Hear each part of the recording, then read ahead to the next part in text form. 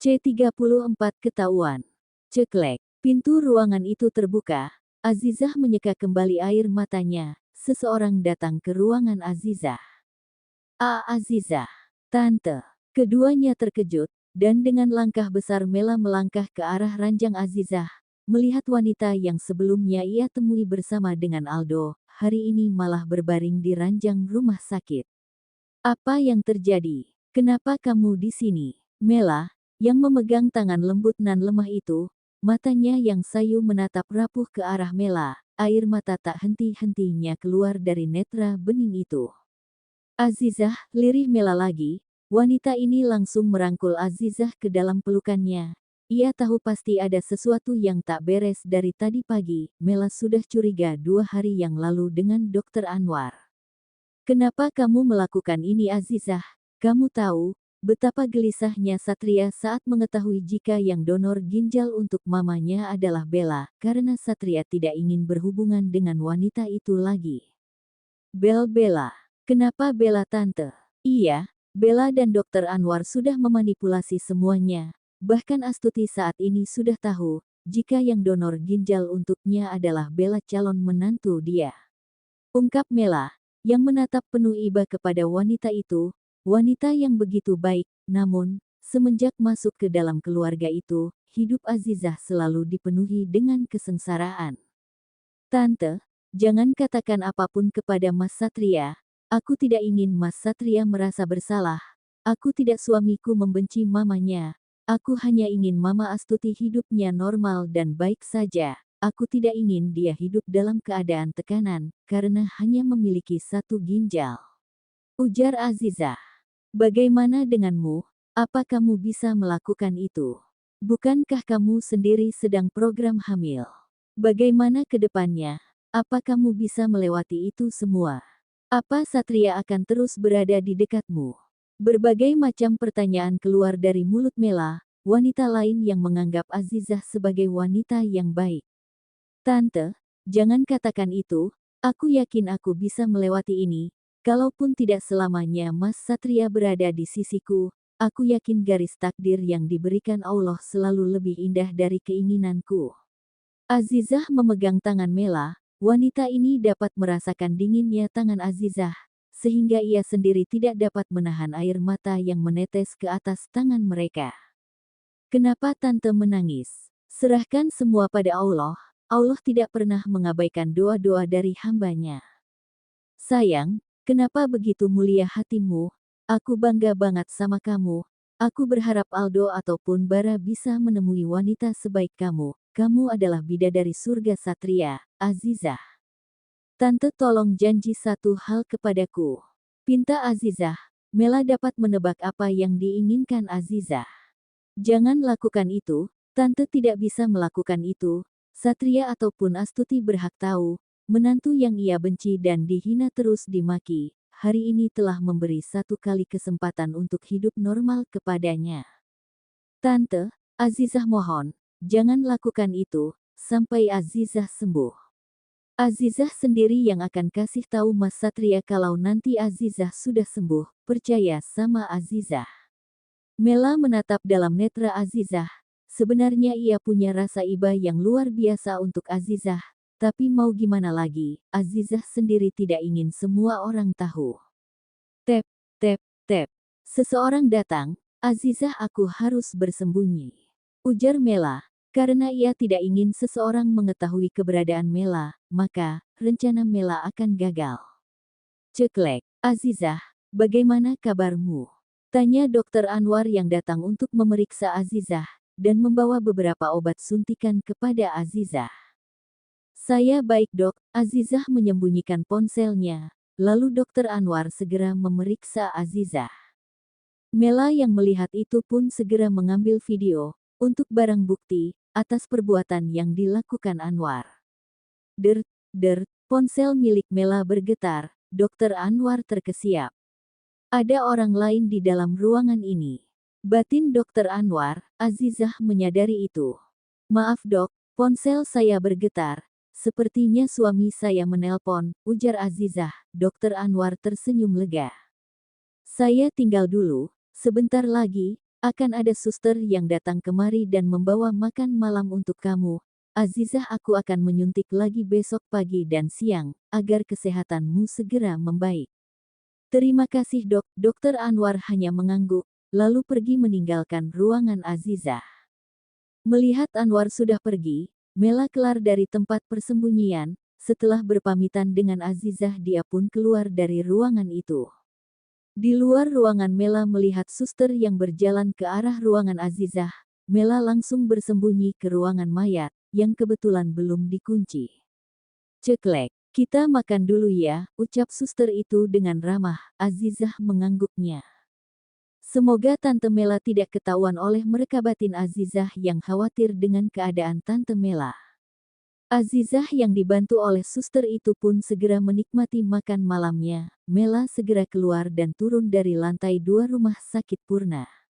Dengan langkah cepat, Mela segera menuruni anak tangga dan berjalan ke arah ruangan Bella, karena Mela ingin mencari Satria. Namun, di lorong rumah sakit, Mela hanya bertemu dengan Aldo dan Bara yang datang untuk melihat keadaan Astuti. Mama, Mela mengatur nafasnya. Aldo melihat Bara, begitu juga dengan Bara. Apa yang terjadi? Tanya Aldo. Mamamu berbicara dengan kalian, tapi tidak di sini, kita bicara di rumah. Oke, Mama tenang dulu ya, ambil nafas dalam-dalam. Mela langsung mengatur nafasnya kembali. Setelah ia merasa lega, Mela pun pamit sama Aldo dan Bara untuk kembali ke ruangannya. Aldo dan Bara segera pergi untuk melihat Astuti. Ceklek. Masuk Aldo, ucap Adi yang begitu ramah. Bagaimana keadaan Tante? Tanya Aldo. Alhamdulillah sudah membaik, 3 hari lagi, sudah bisa pulang, sahut Adi. Aldo dan Bara mendekat. Kalian berdua kalau mau cari mantu harus seperti Bella. Dia sudah berkorban banyak untuk Tante, bahkan hari ini dia mendonorkan ginjalnya untuk Tante, pungkas Astuti. Aldo dan Bara hanya bisa saling pandang satu sama lain. Sudah kuduga, wanita ini pasti akan membela wanita ular itu mati-matian. Bara mendengus kesal mendengar ucapan Astuti. Bara, apa kamu baik-baik saja?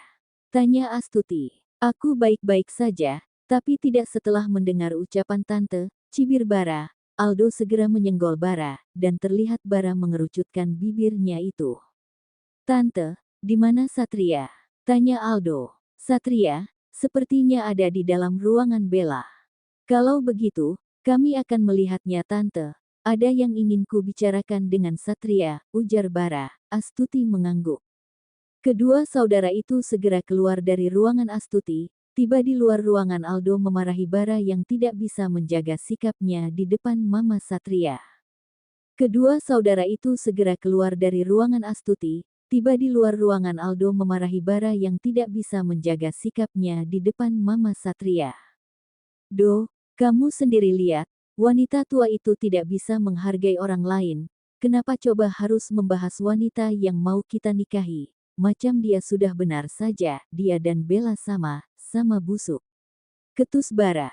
Pak, Aldo menamparkan mulut Bara, membuat Bara terkesiap, lalu Aldo menyeret adiknya itu menuju ruangan Bella. Tiba di depan ruangan Bella, Aldo menghubungi Satria, karena ia tidak ingin masuk ke dalam ruangan itu, namun, Bella melarang Satria untuk keluar sehingga membuat Bara kesal.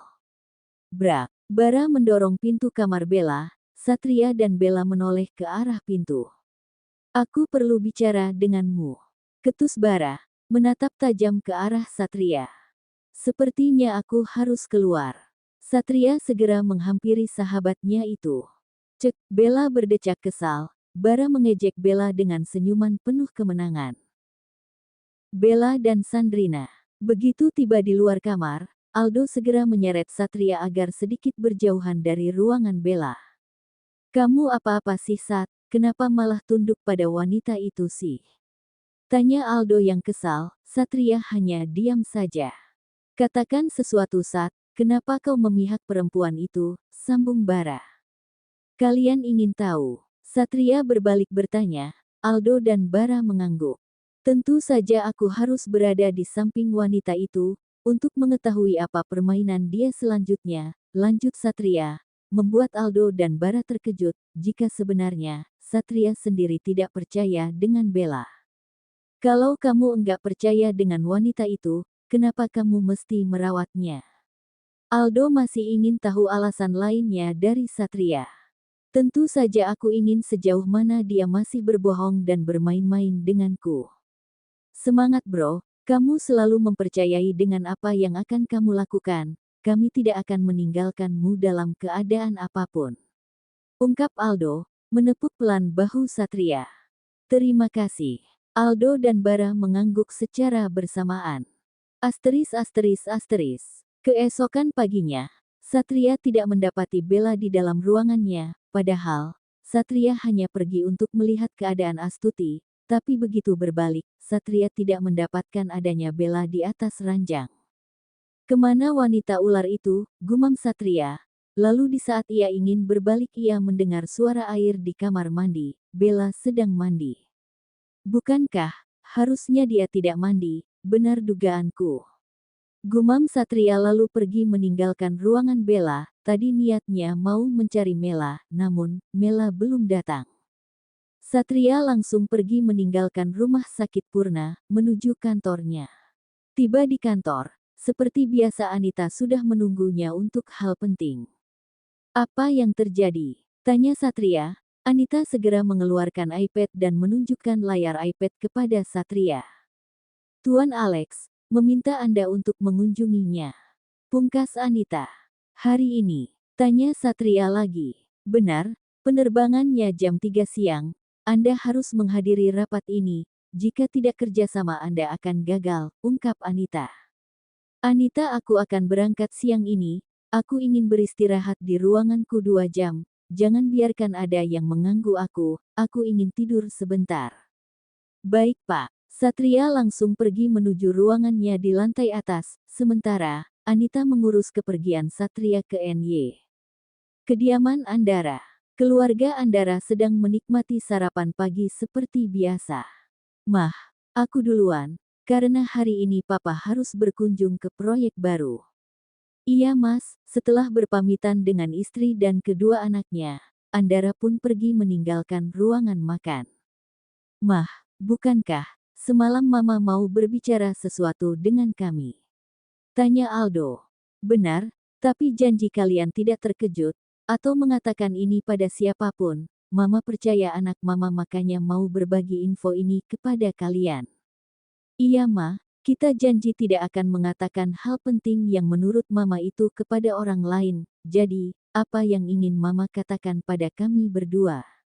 Mela langsung menceritakan tentang kecurigaan dia terhadap Dr. Anwar, dan juga terhadap Bella, namun, sebelumnya dia tidak memiliki bukti apapun, jadi Mela tidak dapat bergerak leluasa, bahkan saat ini Mela juga tidak memegang data pasien pendonor yang sebenarnya. Jadi Mama sudah tahu, kalau Azizah pendonornya. Tanya Aldo. Benar, Mama curiga dengan Dr. Anwar, karena dia tidak biasanya membawa mayat ke kamar mayat, biasanya itu dilakukan oleh perawat pria. Ujar Mela. Licik sekali dokter itu Ma, apalagi Bella, kesal Bara Mah. Ketus Bara. Kamu jangan gegabah. Aldo memperingati sang adik. Kalian harus janji sama Mama. Kalian tidak boleh memberitahu Satria, jika tidak Mama akan disalahi oleh Azizah karena telah membohonginya. Mama berjanji kepada Azizah. Mah, apa tidak seharusnya kita kasih tahu Satria? Tanya Bara. Kan Mama sudah bilang barusan, jangan beritahu Satria, sambung Aldo. Tapi Satria itu berhak tahu, dia kan suami Azizah, masa ia mau ditutupi terus? Kesal Bara. Aldo langsung memberi kode agar diam. Ini nih, Mama kadang suka malas bercerita sama kalian. Kalian terlalu bersemangat untuk kasus ini, padahal sebelumnya Mama sudah bilang jaga rahasia ini.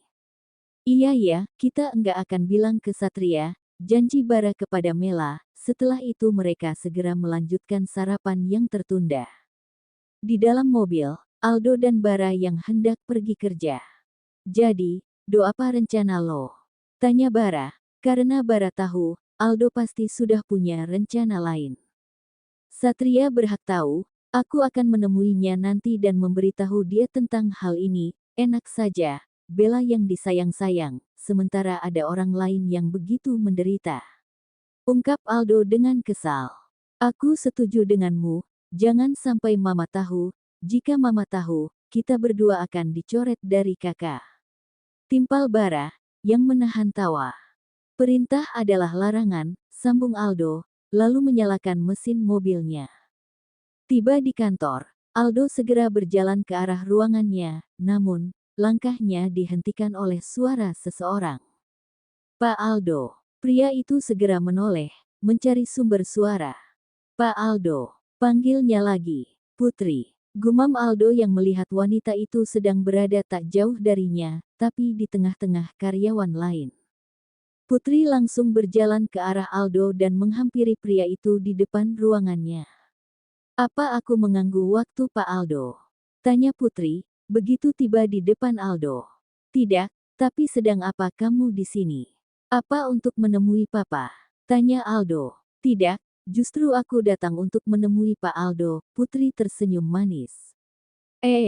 Kalau begitu kita bicara di ruangan saya. Terima kasih. Putri segera mengikuti langkah kaki Aldo.